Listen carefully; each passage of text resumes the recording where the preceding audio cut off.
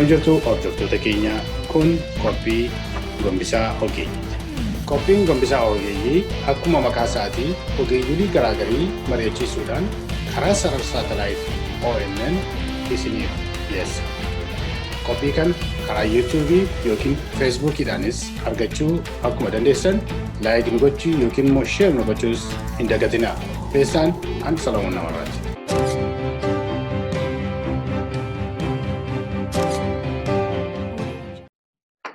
Akkam jirtu daawwattoota keenyaa kun qophii gombisaa ogeeyyiiti.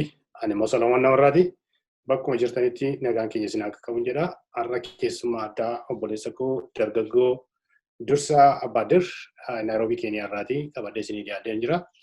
Dargaggoon kun waa'ee qabsoo Oromoo keessatti yookiin sochii Oromoo keessatti karaa sooshaal miidiyaatiin illee dhimma Oromoo irratti baay'ee akka inni haasa'u, akka inni dubbatu hundumti keenya ni beekna, hundumti keessanis ni beektu. Waa'een Oromoo isaaf haaraa miti jechaadha. Garuu har'a baay'inaan dhimma inni irratti dubbatu kan hin barbaade waa'ee obboleessa keenya dhiyeenya kana Harar magaalaa Hararitti ajjeefamee caamsaa 14 ajjeefamee gaafa 18 reeffisaa kan argame gaafa 14 qabamee reeffisaa gaafa 18 kan argame obboleessa keenya kanaa bineensa nyaachisanii haala suukanneessaadhaan mataan isaa qophaan kan argamee fi mataan isaa uffanni isaa qophaan kan argamedha jechaadha. Kun akkuma namaatti akka mootummaa yookiin immoo akka waan biraallee hin taane akkuma namaatti lubbuun namaa jireenyi namaa dhala namaa irratti suukanneessaa akkasii godhu namummaa qaba jedhee hin amanu karaa godhe. Maaliif jireenyis hin darbiti mootummaanis hin darba waan ta'eef. Waan hundumtuu dhalatee biyya lafaa kana irratti kan hin darbine jiru. Kan jireenya namaa hin jijjiirres hin jiru. Waan bor dabartee nama qaanessituuf jecha dhalli namaa akka kanatti dhala namaa irratti karaa diinummaadhaan hammeenya irratti dalaguun haala suukanneessaadha jechaadha.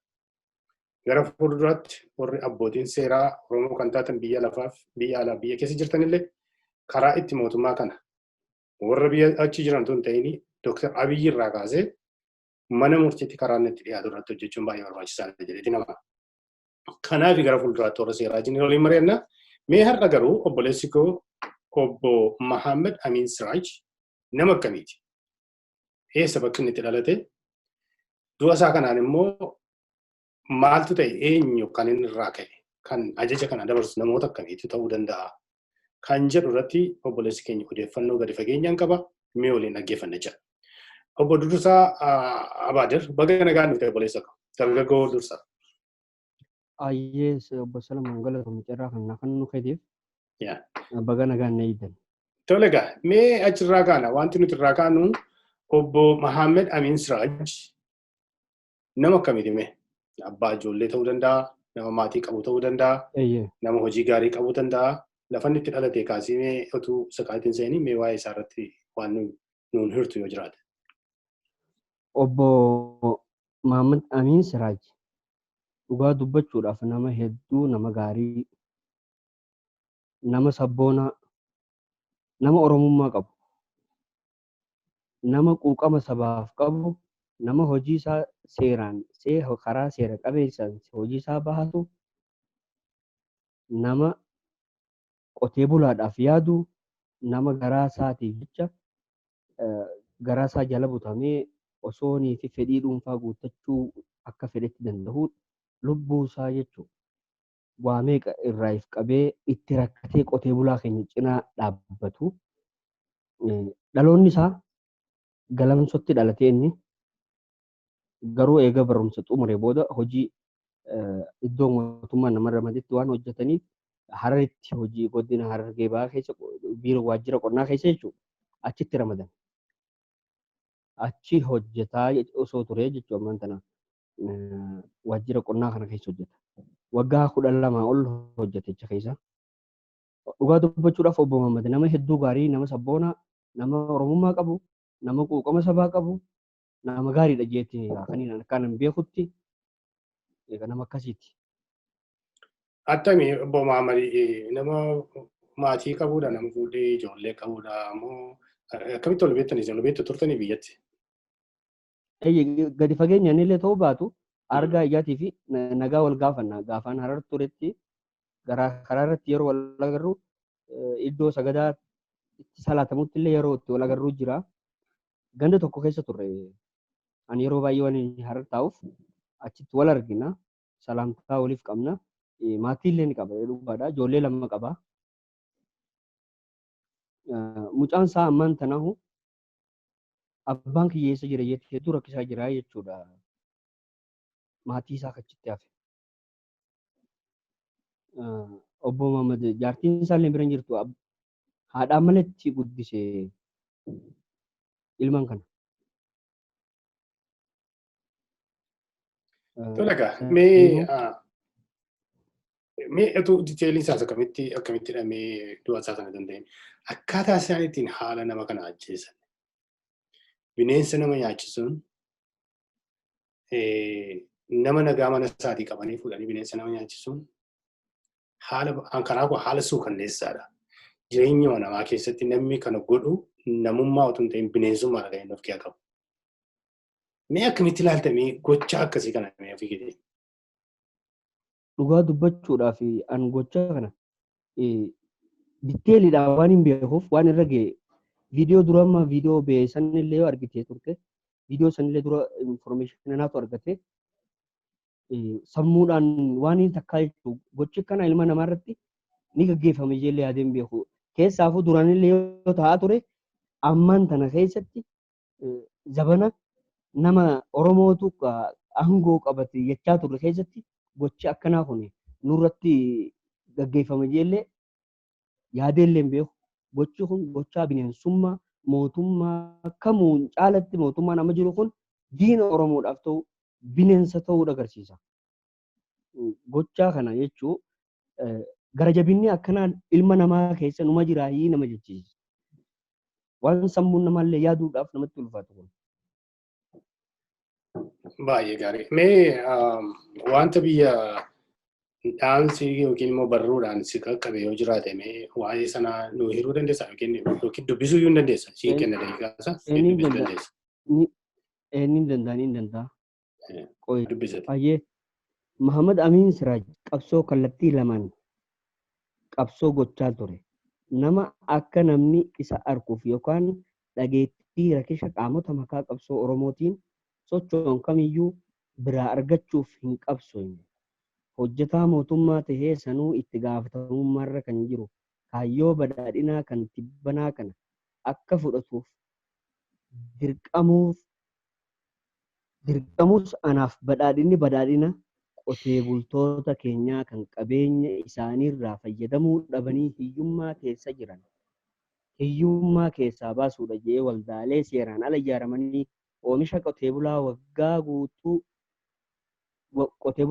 guutuu itti ifaajee yeroo gabaabaatti duroomuudhaaf kaabineen godinaa wajjin ijaaramanii diiguudhaan qotee bulaaf carraa banuuf yaalaa turedha obbo Muhammad Amin Siraaj jechuudha. Yeroo abbootiin qabeenyaa aanaa fi magaalaa Harar keessa jiraatan qarshiin isa qabachuuf yaalanii dadhabnaan gara bulchaa godinaa akkasumas kaabinee waa hatuu baran abbootii qabeenyaa kanaa wajjin wal ijaaruun komii irratti kaasuudhaan dhimma gara siyaasaatti jijjiiruun ati miseensa shaneeti akka jijjiiramni gufatuuf akka jijjiiramni gufatu barbaadaa jechuudhaan itti gaafatamummaarraa akka ka'uuf murteessanii turan. Torbaanuma isaa ajjeesuuf deeman keessa guyyaa wiixataa bulchaan godinaa waajjira isaatti waamee akeekkachiisuudhaan shiftaa shaneetii wajjin hojjechaa summii keessan qotee bulaa biratti facaasaa jirtan jedhee ture. Muhammad Amin nama tasgabbii qabu waan ta'eef ani kaniin hojjechaa jiru ogummaan qabuuni malee fedhii paartiitiin miti. Ummataaf qabsaa'uun faayidaa ummataa dursuudha. Kaayyoon kiyyaas faayidaa ummata kiyyaa karaan danda'een tiksuudha jechuudhaan biraa ba'uu isaa natti himee ture. Akkana jennaa barreesse hiriyaasaatti beekna maqaa isaa dubbachuun barbaadu malee hiriyaasaa. Baay'ee gaarii. Guyyaa kibxataa yookaan salaasaa immoo bilbil hin beekamneen akeekkachiisanii turan. Osoo hin ajjeesin duraa jechuudha. Ani ammaaf biyya keessa waan hin jiruuf nama isatti dhiyaatu waan hin ta'eef bilbila kiyya cufadheen jiraa nan jedhe. anaa fi innilleen dubbii hammana cimaa waan nutti hin fakkaatiniif guyyaan bilbilaa fi qaaman wal harkaa turre. Hamma guyyaa kamisaa sa'a afurii kanaaf dhimmi kun kan qindaa'een qaama mootummaa kan qarshii uummataa nyaachuuf dhaabbatanii fi kan uummata Oromoof jibba qabanii raawwatame. Kallattiin bulchaan godinaa itti gaafatamaan waajjiraa fi warri nageenyaa abbootii qabeenyaa san wajjin tarkaanfii irratti fudhatamuu qabaa jedhaniiti tarkaanfii kana irratti dabarsanii jechuudha. Baay'ee gaarii. Gara iskiriinii keetiitti deebi'uu dandeessaa? Amma deebi'eemma. Deebi'e baay'ee gaarii. So mee ati iyyuu kaasteetta. Obbo Mahaammadiin sababa inni uummata Oromoo hojjetuu fi ati warra shanee deeggartuu warra kana gootu warra uummata nutti kakaastuudhaan jechaadha kan isaan jedhan. Warra murtii sana dabarsan keessaa mee eenyu fe'ime namoota warri murtii akka tarkaanfii irratti fudhatamu jettee yaaddu sun? Amma gaa bulchaan godinaa kan isa waamee sun jechuudha. Bulchaan godinaa Harargee Bahaa akkuma beekamu obbo Hussein Fayyisoo jedhama. Ajjeefamuu isaatiin dura guyyaa lamaan duratti waajjira isaatti waamee akeekkachiisa kaniif ati shanee wajjin hojjette. Summii keessan qotee bulaa keenya keessa facaasuuf deemte jedhee kan waajjiratti yaamee akeekkachiisa kaniif sun obbo Hussein Fayyisoo jedhama. Bulchaa godina Harargee Bahaati. Namni kun jechuudha. Kan ajaja san irraa qeebalee hojiitti jijjiiru immoo itti gaafatamaa nageenya waajjira godina Harargee Bahaa obbo Arif Ali jedhama. So obbo jarreen kuni amma akka yaadutti akka odeeffannoo ati qabdutti jarreen kana jechaadha kan directly dabarsee namichi kan akka ajjeefamu kan godhe harka keessaa qaban isaanii itti yaadde odeeffannoo qabdurraa. Odeeffannoon qabuuf ammatti wanni hin dhagee abbootii qabeenyaa hojii isaanii dhuunfaa gaggeeffachuudhaaf birrii 500,000 manatti fidaniifi turan obbo Muhammad Aminiif jechuudha. Waan shanyii filatamtu jaanii jirti. Shanyii tana akka barbaadanitti itti fayyadamuudhaaf ishii tana dabarsee akka qotee bulaa hongeessee isaaniif kennuuf gaafatanii turan. Abbootii qabeenyaa magaalaa sanaati. Abbootii qabeenya magaalaa sanaatii fi aanaalee adda addaa naannoo sanii jechuudha. Gaafatanii turan. Obbo Muhammad Amin birrii 500,000 keessan hin barbaadu ani badhaadhinni inni kiyya qotee bulaan Oromoo jijjiiramee arguudha. Dantaa ofiif jijjiiruun barbaadu jedhee jalaatiiti. Birrii kana fuudhaniiti maallaqa inni jalaatiiti kanarratti maallaqa biraa dabalanii bulchaa godinaatii fi bulchaa nageenyaa jechuudha. Sheeriidhaan qabanii bulchaa godinaatti geessanii akkasitti bulchaan godinaa sun waan kana godhuu danda'e jechuudha. Warra kana ammaaf eenyummaa isaanii adda baafanne garuu akkaan information qabu abbootii qabeenya naannoo sanii warra Oromoodhaaf gaarii yaannee jechuudha. Oromoo gaarii jennee. Baay'ee waan nama gaddisiisudha. Obbo Muhammad Amin. Jedhi itti fufee haasa'e. Obbo Muhammad Amin. Silaanii fi jireenya isaa barbaade birrii 500,000 san fudhatee jireenya gaarii jiraachuu danda'a ture. Immoo birrii 100,000 nama seenaan keessaan beeku hedduu eengadda nama hojjese seenaan sun beektaa. Wanni gadduu gara nama nyaatu. Kana dura obbo Muhammad Amin mana kiraa keessa gala birrii Itoophiyaa 3,000 kireeffatee galaa ture. Jaartiin isaa isa bira hin jirtu ijoollee lama barsiisa ijoollee firasaa. Ijoolleen isaallee lama kan birrii 500,000 fidanii fi didaa ture namni kun jechuudha. Waan ittiin kiraa ofirraa kafalu yeroo itti dhabee siree mana ofii gurguree ofirraa kafalee jira. Osoo fedhii lubbuu isaa jala deemee birrii 500,000 itti fidamees ni fudhata ture. Jireenya isaa akka namni kamuu kaabinoonni Oromoodhaaf diinaa Oromoo irratti shiree yaadanii akka fedhan godhanii jiraatan godhee jiraachuu ni danda'a ture. Garuu immoo uummata Oromoo naaf cala jedhi uummata Oromooti jechuun wareegama qaalii kana hafan. Mee odeeffannoo qabaatee ta'e haala obboleessi keenya kana itti du'een uummati naannoo sanaa maatiin obbo Mahammad kanas dabalatee haala obboleessi keenya itti du'e kana akkamitti ilaalame jedhee odeeffannoo qabatte. Haalli obboleessa keenya itti du'e hedduu nama gaddisiisa. Hedduu nama gaddisiisa. Waajjira irraa eega fuudhan booda ni geessanii sababa maal godhatan beektaa? Koronaa qabdaa jedhanii sababa kanallee itti qindeeffatanii turan. Koronaadhaan shakkamte jedhanii fuudhanii akka nama kwarantaayinii keessa geessutti fuudhanii deemaniin.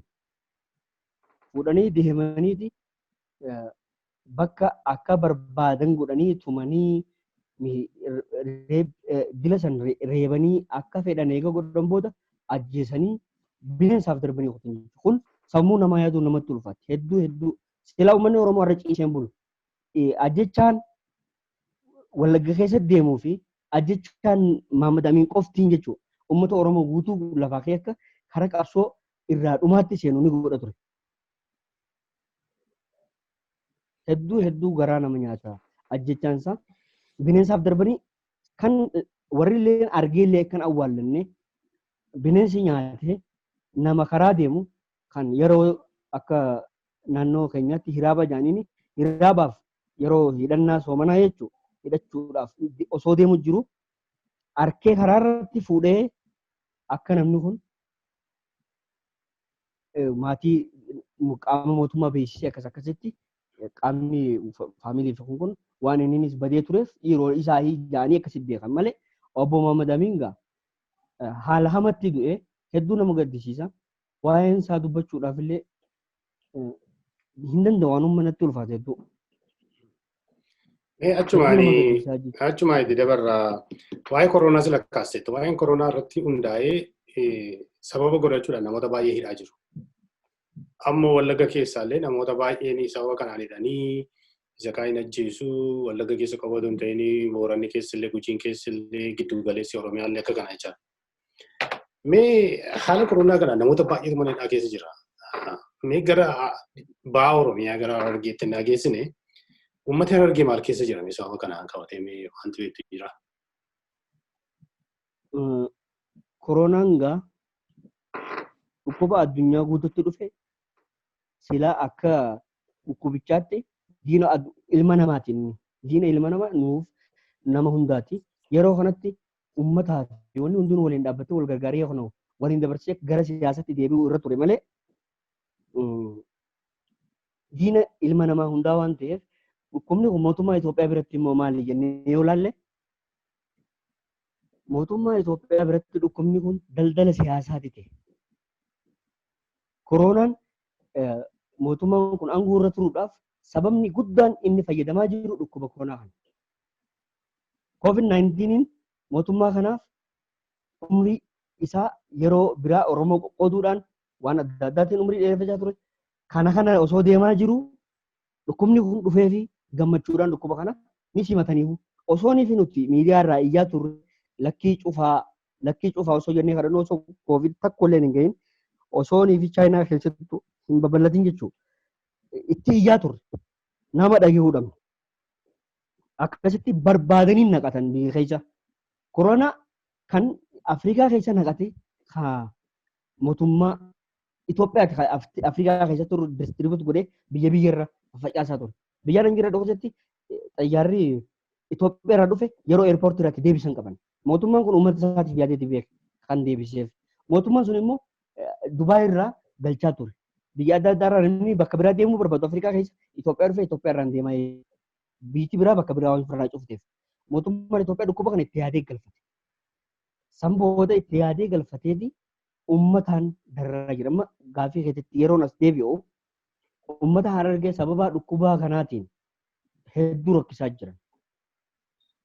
Yeroo kanatti haadhoowwan keenya kan magaalaa dhufanii qoraan gurguratan yeroo xiqqoo sa'aatiin 10 toora galgallee as dhiyaate galaa jaaniiti maatii gartee qoraan gurguratee waan maatiin isaanii nyaatu bitee geessuuf fuudhanii hanga san waan qaban bitatanii warra geessu jechuudha. gizee dhangala'aa jedhanii waraanni amma leenjii kun tumaa jechuudha. Tumeeti haadholii beeka haadholii. Kuni waan sammuun namallee ilma namaa irratti waan hojjetamuu hin qabneetu Oromoo irratti hojjetamu jira walumaa galattu. Tumaniiti karaarraa galaa jedhanii ari'an. Jiraachuu dandeenye waan kana akkana godhii ijoolleen jettee gara keessaatti ijoolleen qunnamuu naaf ergiti. Hedduu rakkoo keessa jirra. Nuti koronaa caldaran kan ajjechaa koronaa nurra ga'e jennee sodaanne daran kan nu ajjeesaa jiru kan nu reebaa jiru mootummaadha jechuudha akkana na jedhan. Dhugaadha. Amma innaa ilaaltee gidduu kana wanti dhageenyu biyya keessaatii wanti suukanneessaanii koronaan nama lama yookiin nama sadii nama afur caalaa iyyuu walumaa galatti Itoophiyaa keessaa waan ajjeese hin qabu. Inni iyyuu isaan iyyuu Oromoo miti. Garuu Oromoo naannoo koronaan hin jirre kan dhumaa jiru. Baha Oromiyaa innaa fudhattee, lixa Oromiyaa innaa fudhattee, Boorana Gujii giddu galeessa Oromiyaa innaa fudhattee, naannoo koronaan jiru miti kan Oromoon dhumaa jiru jechuudha baay'inaan. Nama baay'eetu du'e kan ajjeesaa jiru mootummaadha. Mootummaa kanaaf sababa godhataniitu sababa poolitikaa godhataniitu isaaniif biizinasii ta'e itti gargaaramaa jira. Kana biraan waraana bilisummaa Oromoo deeggartu jechuudhaanis immoo naannoo gara mul'ataa kana keessa Harar kana keessa namoota jeeqaa jiru, namoota hidhaa jiru, namoota labsaan bu'an dhabaman jira kan jedhaman jiru. Wanti kuma qabdu jira? Eeyyee ni jira. Godina Harargee gara mul'ataa aanaa baddannoo keessatti jechuun kaleessa nama caalaa ja'amuu fi tokkollee maqaan nan dagadhe anillee iddoon dhaloota kiyyaa achi waan ta'eef itti dhiyeenyaan waan hin beekuuf jechuudha.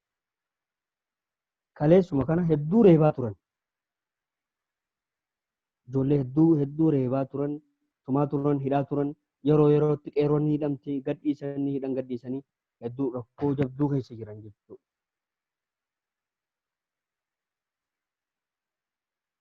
Hedduu rakkoo hagana hin ja'amne keessa sababa koronaatiin waboo deeggartan jechuudhaan amma dur abaa'uudhaa deeggartuudhaan nu reebaa turan. Ammaan tan immoo shanee maqaa jiru targaa namarratti godhatanii maqaa shaneetiin jechuudha. Ati shanee deeggarta jijjiirama gufachiifta badhaadhina hin jaalattu jedhanii hedduu qeerroo reebaa jiran haaluma kanaan dadar keessatti maasisa. Hedduu kan uummata keenya miidhaa jiran ammas dadar keessatti akka addaatti Harargeerraa miidhaa jajjabduutu irra gahaa jira. Qeerroon jiraachuu hin dandeenye galgalanii tumaman gabbahuu hin dandeenye biyyarraa baqatanii magaalaalee adda addaa irra faca'anii jiraachuu jiran. Kana fakkaataa jechuun haalli Oromiyaan bahaa irra jirtu. Wanta tokko mee badhaadhina yeroo jennu akka ilaalutti misoomina guddina biyya tokkooti, guddina uummata tokkooti. Badhaadhinni garuu uummata tokko jeeqaa naannoo tokko komaandi poostiirra kaa'aa, nagaarra kaa'aa, nagaa booressaa, isa tokko jeesaa, isa tokko hidhaa misoomi yookiin immoo guddina biyya tokkoo gaggeessuu hin danda'ama akkamitti yaadan akka dargaggoo tokkotti. Kuni namumaa tasumaa mootummaan kun badhaadhina osoo hin ta'in mootummaa koronummaan jaan kunu mootummaa kana. Mootummaa badhaadhinaa jedhee mootummaa deegumsaa jechuun wayyaa jira. Mootummaan kun mootummaa badhaadhinaa osoo hin ta'in mootummaa diigumsaa, mootummaa ajjechaadhaa, mootummaa nama hiiku. Koronummaan jaan kunu mootummaa kanaa jechuudha.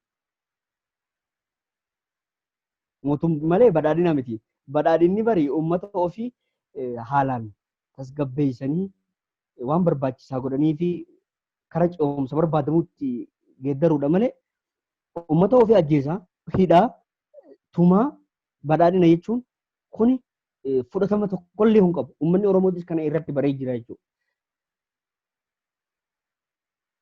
Waan tokko wanta si gaafadhu akka dargaggootti wanta ati ilaaltu nu ilaala. Namooti baay'een amma wanti anaan rakkisu tokko siyaasa Oromoo keessatti waan siyaasa Oromoo kana burjaajessutu jira. Burjaajessuun siin jiru. Oromooni bakka itti galuu wal dhaala jechuu miti. Beeka bakka ka'es beeka bakka itti galuuf jedhus beeka. Rakkinni keenya garuu gidduu kana keessa akkamittiin achitti keenya isa jedhu daandii sanatu nu rakkisa jecha. Yeroo baay'ee aktivistoonni Oromoos haa ta'u namooti dhaaba siyaasaa keessa jiran hooggansa yoo ta'u baate har'a waan biraa haasa'u bor immoo yeroo isaan jijjiiran argita. Kaleessa mootummaa kana warri deeggaranii har'a immoo deebi'anii jalaa galagalan jiru. Kaleessa dheengadda warra OPDO duukaa turanii ammoo jalaa galagalan amma immoo deebi'anii OPDO'atti deebi'an jiru. Har'a mootummaan kun kan Itoophiyaati jedhu. Warri kaan immoo deebi'anii amma Oromoon waa'ee Oromiyaa jedhu dhiisutti Itoophiyaan nagaan argattudha. Asif Oromoo bileemii gochuu fakkaata. Yakkuu fakkaata jedha karaa tokkoon yeroo haasa'u. Haala kana keessatti Oromoon waan confuse gochaa jiran sitti fakkaata. Akkami akkasumatti fakkaata. Akkami ilaalame? Hedduu confusioniin hedduu jira. Confusionii kana waggaa guutuullee wanni mormaa turre confusionii kana. Confusionii aktivistoonni Oromoo keessattuu hundinuu irra guddaan jechuudha. Aktivistoota Oromoo, uummata Oromoo burjaajeessanii uummata Oromooillee warreen hadochan aktivistoota Oromooti. Warreen maqaa Oromootiin Oromoof qabsoone jedhanii fuula dura bahanii deemanii uummata hadochan. Uummanni kun bilisoomtaniirtu. Kana booda qabsoon nu barbaachisu warra jeelleetu jira. Kana booda qabsoon bilisummaa Oromoo injifannoon goolabameera hajeelleen ni jira jechuudha.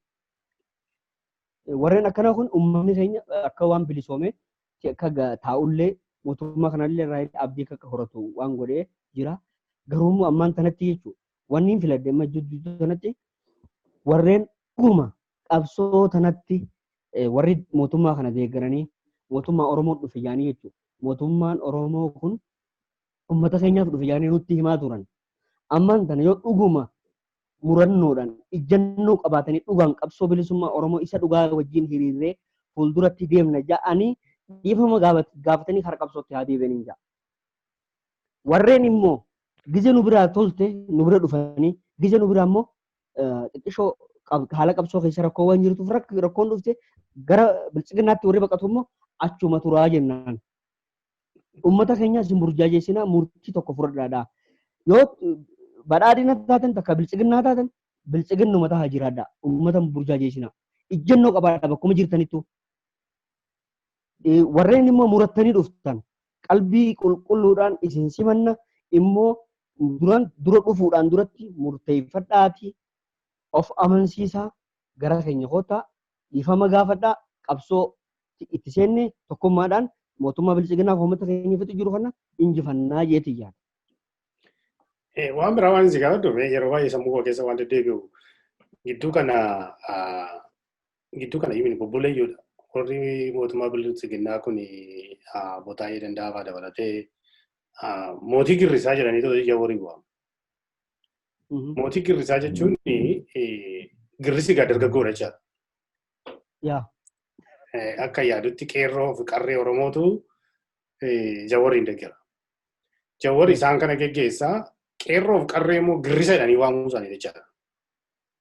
An akka kootti qabsoo Oromoo bakkaan gahuudhaaf girrisa ta'uun na gammachiisa malee na dallansiisu. Mee ati akkamitti ilaalta qeerroon mootii girrisaa yeroo jedhanii qeerroo waamanii warri bilchiginaa akkamitti ilaalta?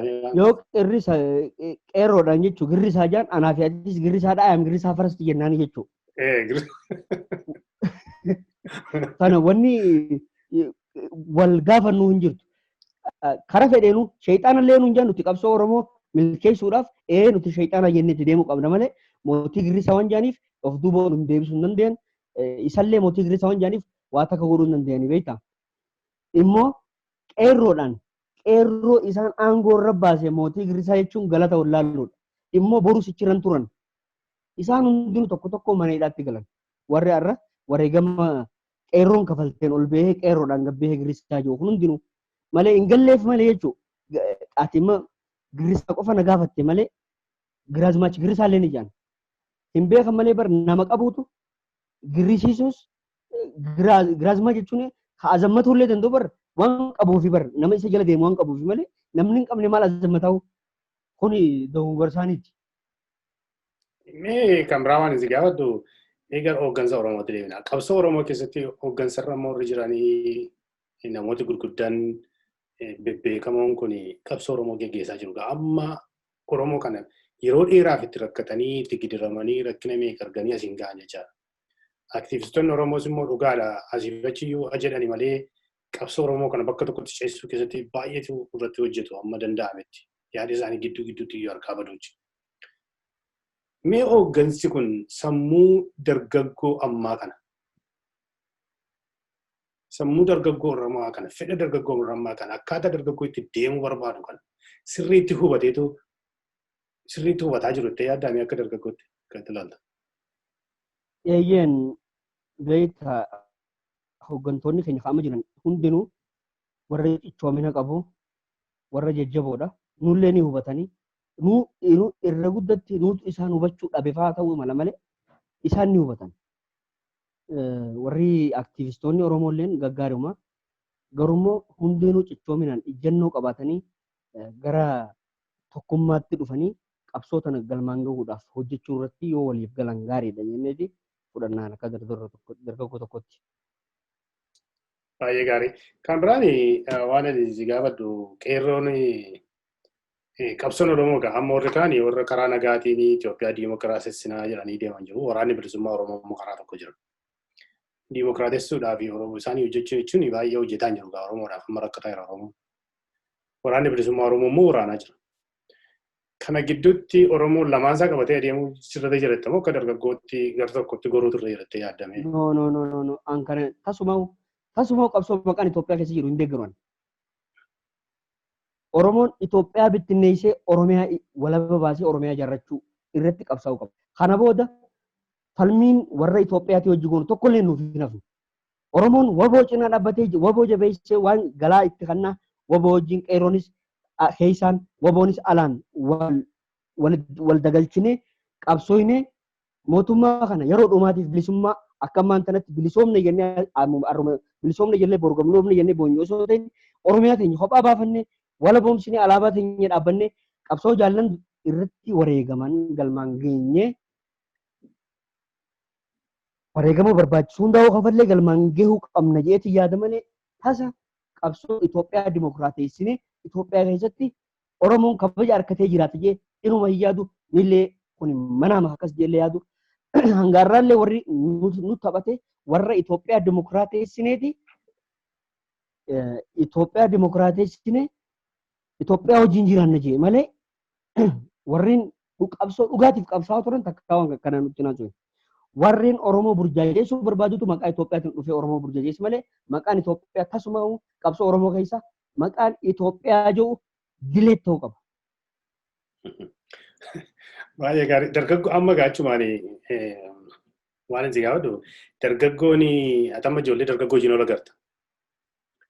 Baay'ee warra Naayiroobii jiranis warra biyya keessa jiranis karaa ittiin ol qunnamtu baay'ee isaanii qabda jechuudha.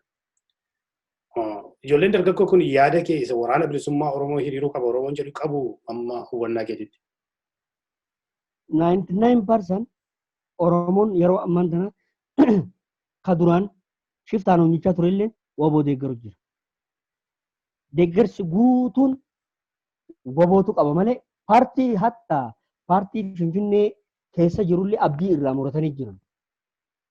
Paartii biyya keessa jiru takkallee muratanii tokko qawwee bilisa nu baasaa jedhanii murteeffatanii jiran dargaggoon Oromoo guututti. Baay'ee gaarii. So amma gaa isa dhumaatti seenaamee achumaan haasofnee yeroo keessarraan fudhadhu dhiyeera simbiraasi. Du'ii sammaattee hidhaan sammaattee dhaaboleen siyaasaa keenyas harka mootummaa jalatti mootummaan hooggansa isaanii jalaa qabee hidhaa jira. Akka isaanii hiriira nagaa si waamne rakkisaa jira. Amma gaa qeerroon bilisummaa Oromoo qabsoo kanatti xumura akka inni godhuu fi waamichi deebi'ee waamaa ture. Amma waggaa lamaan kan xiqqoo qabbanaa'ee ture. Waaliin burjaajessi gidduu keessa jiru. Oromoon amma gara tokkotti deebi'aa jira. Akkuma jette inni kaan gara caalu Oromoon waraana bilisummaa Oromoo deeggaruutti jira. Inni kaan immoo ol gurmeessuutti jira. Mee qeerroo bilisummaa Oromoo waamicha waamame sanaaf qeerroon bilisummaa Oromoo akkamitti deebii kana deebisuu qaba? Ka'eennaan immoo eessatti dhaabbachuu qaba itti yaadame? Ani amma haala amma deemaa jiru qeerroon kee falmachuu qabaan jaa. Anillee qeerroo san keessaan ture kaleessa akkuma achi turterraa gara dhufuu danda'e. Qeerroon yeroo ammaatti haala duraan itti adeemaa ture jijjiiree duraan karaa cufuudhaa fi waan takka yoo qabsaawaa turre har'a tarsiimoo haaree baafatee tarsiimoo caasaa mootummaa diiguu bakka caasaa mootummaa diiganiiti nama ofiin barbaadatan filachaa deemuu tarsiimoo akkanaatti fayyadamee gara bilisummaatti deemuudhaaf tokkummaadhaan waa hunda daran ammasiis dhaaba siyaasaa kana deeggartaa fi kana deeggartaan wal qoqqooduun hin barbaachisu yeroo kanatti ati kaafaa'oo ati abaawoodha ati kaafaa'oo yaanii wal qoqqooduun hin barbaachisu kaleessaas paartiidhaan wal qoodaan turre oromummaadhaan waliin dhaabbachaa turre oromummaadhaan tokkummaadhaan qeerroon bilisummaa oromoo kaatee falmachuu qabdi falmii kana keessatti tarsiimoo duraanii tokko tokko kan yeroon itti dabarte jijjiiraa tarsiimoo haaraan qabsoo seenuu qabdi tokkummaadhaan kaatee falmachuu qabdiin jaa.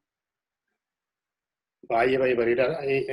Dhumarratti gamee hin qabu uummata biyya alaa jiruuf uummata biyya alaa jiru akka takka kan nama rakkisu jira. Amma keessaayyuu qabsoo waggaa 2 dura ta'e irratti uummata biyya alaa yeroo jawwar biyya alaa jiru isa ta'u uummati keenya harka ol qabateeti kan jechaa. Amma uummati biyya alaa jiru inni kaanii biyyatti galee lafa bitatee mana bitatee yeroo nama tokko argu isa qabsaadha yeroo itti galagalu immoo warra bilisiginnaati kan inni ta'u. Mee uummati keenya faayidaa har'aa kana dhiisee uummati biyya alaa kun akkamitti harka ol qabatee uummata biyya kana keessaa kana utubuu qaba kan jedhu fi walumaa galatti immoo Oromoodhaaf dhaamsa qabdame qabsoo Oromoo. Dhaamsi addattuu diyaaspooraadhaaf qabu miidiyaa irra laayivii seenanii iyyuun faayidaan qabdu yeroo uummanni biyya keessaa wareegame FB irra bahanii booyuun reaaktii mimaanii godhuufiin bu'aa takka illee hin qabdu. Kan bu'aa qabu yoo dandeessan namni hundinuu namni Oromoo kan biyya alaa jiru mataa ofii irratti fudhatee qawwee takka bitu qaba jeetii yaada. Diyaaspooraadhaaf wanni hin dhaamu dirqama firra gootanii uummata keessaniif akka quuqamtan ni beekna.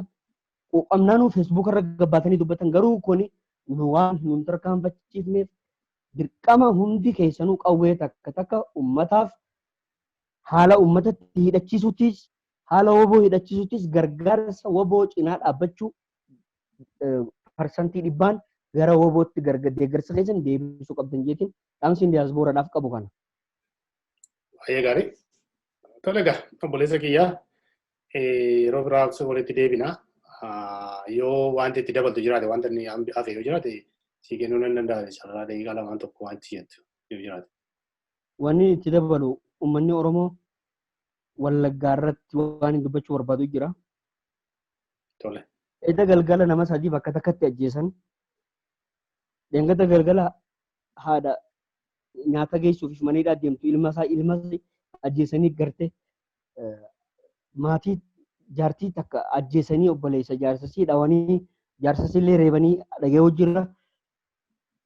Shawaa kaabaa keessatti qaama saalaa irraa muranii akka maleetti dargaggoo ajjeesan dhagee jirra.